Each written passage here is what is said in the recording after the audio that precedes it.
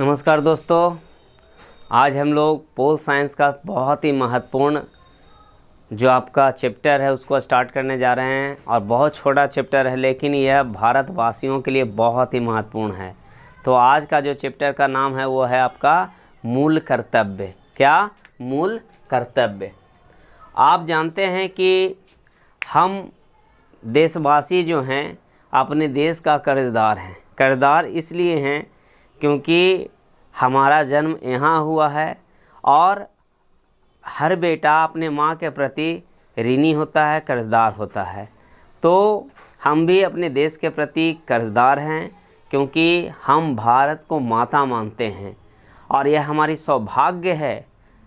हम बहुत खुश रहते हैं या खुश महसूस करते हैं कि हमें भारत जैसे देशों में जन्म हुआ। तो आज हम लोग मूल कर्तव्य की बात करेंगे। हर व्यक्ति का कर्तव्य होता है।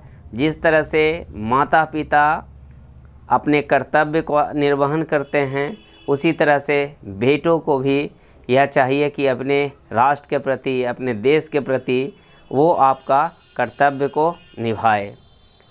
तो पहला आप जान लीजिए कि जो आपका मूल कर्तव्य है ये आपका पूर्व सोवियत संघ के संविधान से लिया गया है। कहाँ से लिया गया है?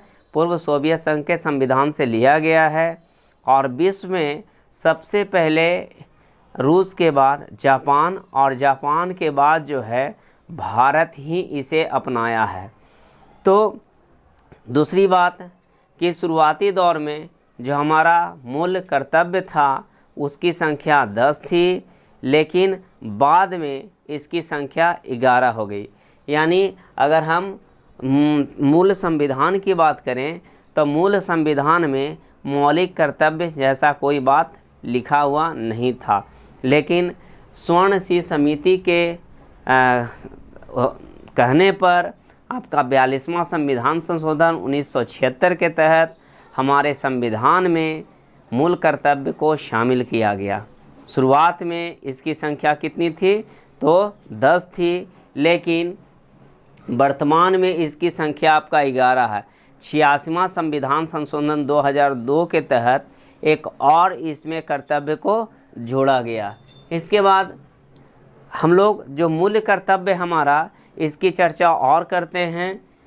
जिस प्रकार से आपका यूएनओ की धारा 29 क्लोज 1 बात करता है मानव की उद्घोषणा पर, यानी जिस प्रकार से आपका यूएनओ का 29(1) का संबंध है उसी तरह से हमारा जो मूल कर्तव्य है 51 का उसका संबंध है।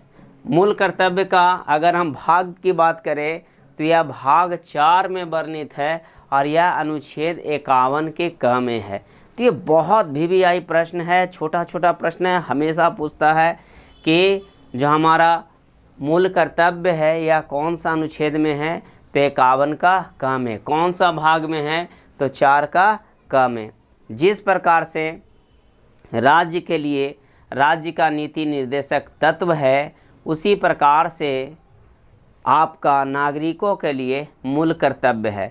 तो दोनों आपका समकक्ष है। अब क्या है कि मूल कर्तव्य को मानना या ना मानना ये आपकी इच्छा पर डिपेंड करता है।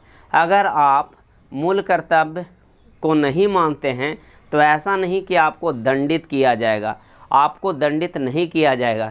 लेकिन दोस्तों मित्रों, हम बता दें कि यदि हम भारत के वासी हैं, भारत के रहने वाले हैं, भारत के संतान हैं, तो हमें मूल कर्तव्य को निभाना होगा, क्योंकि यह परंपरा वाइज है। अगर हम अपने मूल कर्तव्य को नहीं मानेंगे तो आने वाला पीढ़ी भी नहीं मानेगा और इस तरह से हमारा सभ्यता संस्कृति जो है लुप्त हो जाएगा।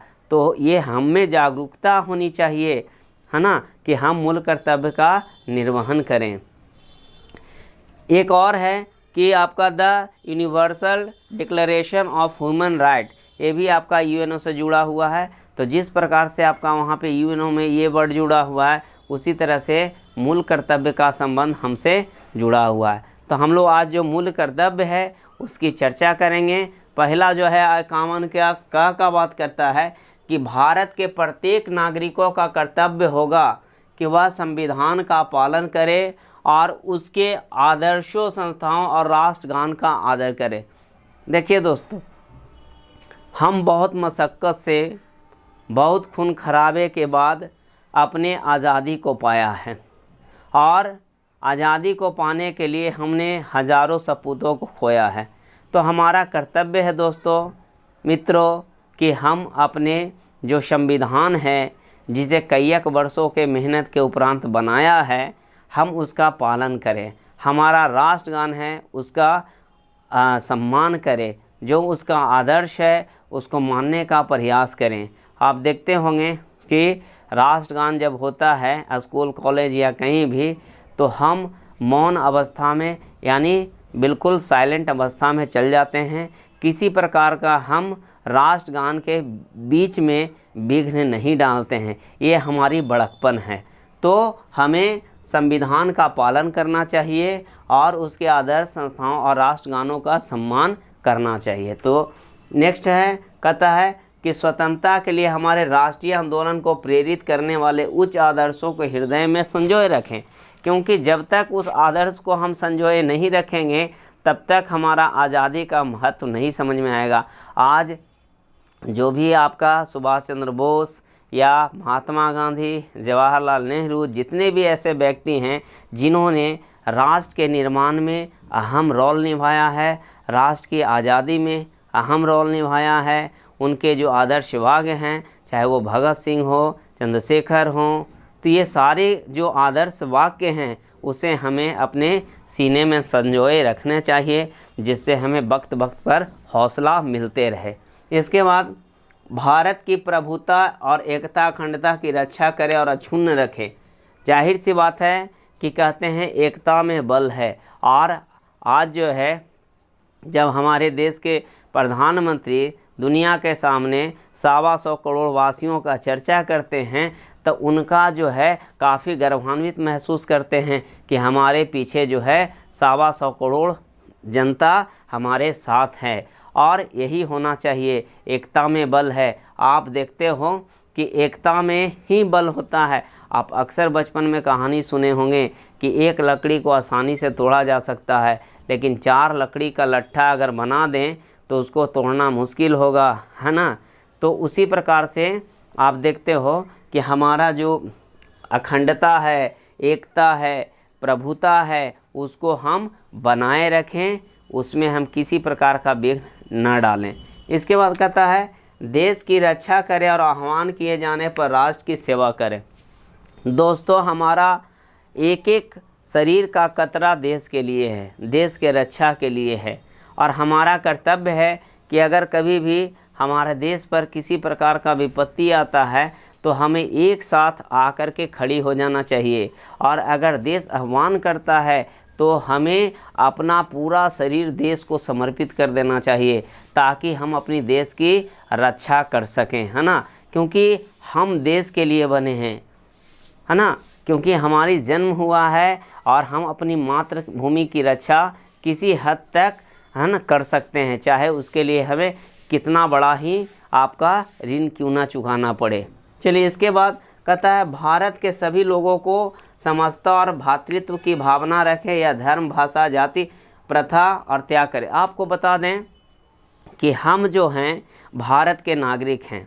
एक बच्चा जन्म लेता है तब उसे पता नहीं होता है कि हम हिंदू हैं या मुसलमान हैं, लड़का है या लड़की हैं। ये तो संविधान, समाज का विडंबना कहिए कि वो हमें बीच बीच में याद दिलाता है कि आप इस जाति के हैं, आप इस जाति के हैं, इस धर्म के हैं, इस संप्रदाय के हैं, आप स्त्री हैं, आप पुरुष हैं, आप अमीर हैं, गरीब हैं। लेकिन एक बच्चा जन्म लेता है, उसका कोई जाति धर्म नहीं होता है। तो जब बच्चा का कोई जाति धर्म नहीं होता है तो हम बड़े का क्यों होता है। तो हमें ये आपका जाति धर्म है, इससे हट करके चर्चा करना चाहिए, बात करना चाहिए, ताकि हम लोगों के बीच में सामान्यता या भाईचारा जो है हमेशा बना रहना चाहिए। स्त्रियों के खिलाफ़ ऐसा कोई शब्द का इस्तेमाल ना करें जिससे उसके आचरण पर कोई धब्बा लगे, उसे ठेस पहुँचे। इसके बाद कहता है, हम अपनी गौरवशाली परंपरा का महत्व समझें।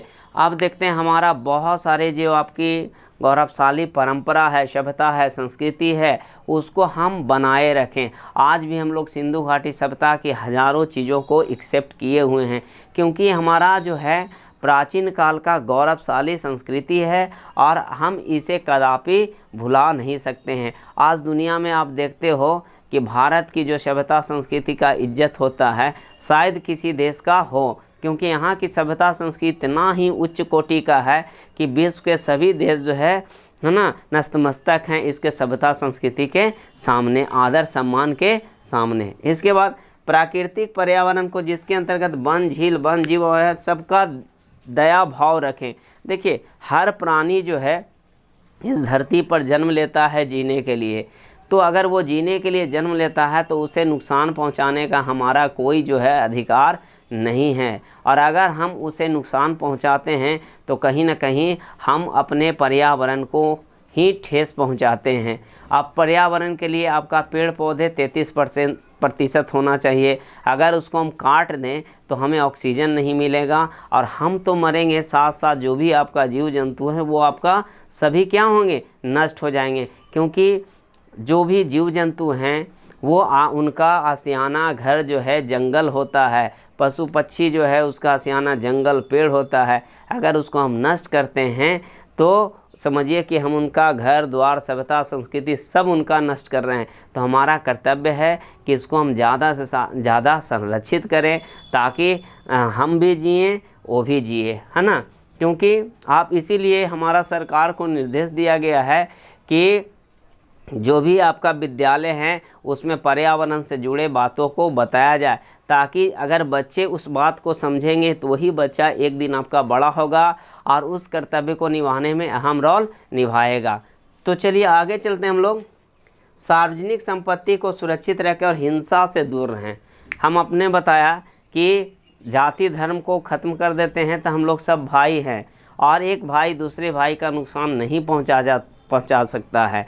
तो हिंसा का त्याग करें और जो भी आपका सार्वजनिक संपत्ति है, जैसे अब विद्यालय है तो उसमें जो भी आपका बेंच, कुर्सियां, टेबल है तो ये समझिए आप ही का है। कहीं ना कहीं इसमें आपका रत्ती भर भी आपका योगदान है तो ये आप ही का है। आपके पिता जो हैं कमाते हैं और देश को टैक्स प्रदान करता है, उसी टैक्स से आपका वो वस्तुएं खरीदाता है। तो अगर आप में समझ है कि ये बेंच, कुर्सी या फिर जितने भी इमारत हैं इसमें मेरा भी योगदान है तो आप नुकसान नहीं पहुंचाइएगा। और आपको समझना ही होगा कि देश के जो भी संपत्ति है उसमें हर व्यक्ति का अधिकार है, उसका कहीं ना कहीं योगदान है। तो जो भी आपका संपत्ति है, अब देखिए कुछ ऐसे इमारतें हैं जिसको दुनिया जानती है, अगर उसे किसी प्रकार से आप नष्ट कर देते हैं तो बताइए आने वाला जो पीढ़ी है वो कभी नहीं समझ पाएगा कि ये महल क्या था या उसके बारे में क्या जाने। अब सोच लीजिए कि एक छोटा सा उदाहरण हम ले रहे हैं, अगर आप ताड़ का पेड़ को नष्ट कर दें, ताड़ का पेड़ रहे ही नहीं तो आने वाला पीढ़ी जो है समझेगा ही नहीं कि ताड़ क्या है। आम का पेड़ अगर नष्ट कर दे और आने वाला पीढ़ी को अगर आम का चर्चा करें तो वो समझेगा ही नहीं। जैसे अभी देख लीजिए गौरैया की बात करते हैं, गौरैया हमारे है ना परिवेश से अलग हो गया, ख़त्म हो गया है ना, या ख़त्म होते जा रहा है। तो आने वाला जो लोग है उसको अगर हम बोलते हैं गौरैया के बारे में तो वो समझ नहीं पाता है कि गौरैया क्या है। अगर वो होता तो हमें उसे समझाने की ज़रूरत नहीं होती। इसके बाद व्यक्तिगत और सामूहिक गतिविधियों के सभी क्षेत्रों में उत्कर्ष को बढ़ाने सतत प्रयास करें, जिससे राष्ट्र की निरंतर बढ़ते हुए प्रयत्न और उपलब्धियां का नई ऊंचाइयां हैं। हम देश के लिए कुछ ऐसे कार्य करें जो देश की बढ़कपन में अहम रोल निभाएं। आज देख लीजिए ओलंपिक में मीराबाई चानू ने गोल्ड मेडल जीत करके पूरे देश की गौरव को बढ़ाया है। तो हम अपने गौरवता को बढ़ाए रखें। आज हमारा जो देश के सचिन तेंदुलकर हैं या फिर बाइटिंग भुचिया है या सानिया मिर्ज़ा है, कोई भी हो, ये सब जो है हमारे देश की गौरवशालता को बढ़ाने में अहम रोल निभाया है। तो हमारा कर्तव्य भी है कि हम जहाँ कहीं भी रहें तो अपने देश की गौरवशाली स्थिति को बढ़ाने का प्रयास करें। इसके बाद देख लीजिए 11वां जो आपका जोड़ा गया है ट के रूप में, है ना, आपको पूछेगा कि कौन सा जोड़ा, तो 11वां जो आपका टैग के रूप में जोड़ा गया है, इसमें बताया गया कि 6 वर्ष की आयु से 14 वर्ष की आयु तक के जो बच्चे हैं, बच्चों का माता पिता और प्रतिपाल्य संरक्षक के मामला ही उसे शिक्षा अवसर प्रदान करे। अब देखिए, जो 6 साल से 14 साल का बच्चा है, आपको बता दें कि ये जो है आपका बिल्कुल मिट्टी का ढेल होता है, और इस मिट्टी के ढेल से आप जो भी वस्तु का निर्माण करें, है ना, ये माता पिता ही कर सकता है। तो माता पिता या जो बच्चे का पालन करता है उसका कर्तव्य है कि 6 से 14 वर्ष के जो बच्चे हैं उसको सही रूप में शिक्षा दिया जाना चाहिए, ताकि वो आने वाले वक्त में अपने आप को खड़ी रख सके, अपने आप को स्थिर रखे, क्योंकि वो जो है देश का भविष्य होता है। अगर हम बचपना ही उसकी नष्ट कर देंगे, उसकी बचपना का गुण ही नष्ट कर देंगे, तो वो आगे जा कर के देश के लिए एक बोझ के रूप में पनपेगा। लेकिन अगर हम कुशाग्र बुद्धि उसमें डेवलप कर देते हैं तो वही आने वाला व्यक्ति भविष्य का कर्णधार बनेगा। और क्या है, कर्णधार बनने के साथ साथ क्या है कि वो देश के निर्माण में अहम रोल निभाएगा। तो यह कर्तव्य है कि 6 से 14 वर्ष की आयु तक के बच्चों को शिक्षा हम दें। तो आप दोस्तों बताइएगा कि ये वीडियो आपको कैसा लगा। फिर हम नए वीडियो में एक नए टॉपिक के साथ आऊँगा। तब तक के लिए धन्यवाद।